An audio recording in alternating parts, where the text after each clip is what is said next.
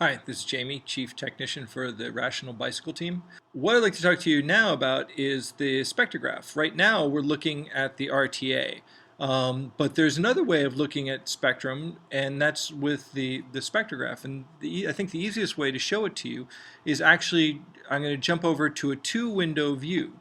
Now, what we're seeing on the spectrograph is on the vertical scale, we're seeing measurements go by in time. Horizontal scale, again, is going to be frequency domain. And then we're going to use color to indicate level. Now, on the RTA graph, we've got two markers on the RTA graph. We've got the low threshold and high threshold. And what we're going to notice is as signal crosses over the low threshold, it's going to start to show up on the graph.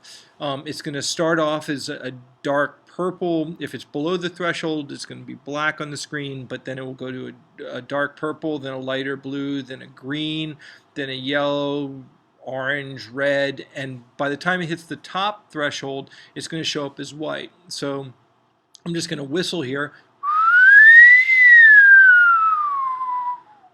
and you can see it's changing in frequency, and you can see it changing in level as I go. So what I'm going to do is I'm going to bring my microphone in a little bit closer so I can really hit this microphone a little bit harder. And now you can see my voice showing up in the spectrograph. What I'm going to do now is I'm going to expand out this view down at the bottom, and I'm going to change the threshold level. So I can control the low threshold and the high threshold on the fly, and I can do that with older data. We're retaining the data even as it passes off the screen. We're retaining a certain number of traces. I can go back through my spectrograph history by hitting the up and down arrows, or I can go back to the current measurements by just hitting either the X or Y axis. The information about the spectrograph is contained in the spectrograph settings in the spectrum options. You can get the spectrum options either through the options menu or hitting the spectrum name above the spectrum control area.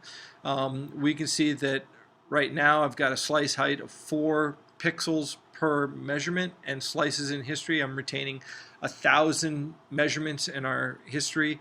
We take 24 measurements per second, so that means that 1,000 slices basically equals about 40 seconds worth of data. Now I could increase that. I could increase that to 2,000 slices. It just means that I now need to save twice as much data in memory. Now we're at 125 megabytes, so nothing too hefty. I hit apply. Okay, so my data on my screen is showing the measurements as they go by. I can use plus and minus to compact or expand the time scale with our data. Now, this is a really great way of looking at an RTA over time, and there's some great applications. And so I think Chris, one of our documentation specialists, will be in here to talk to you about different applications of the spectrograph.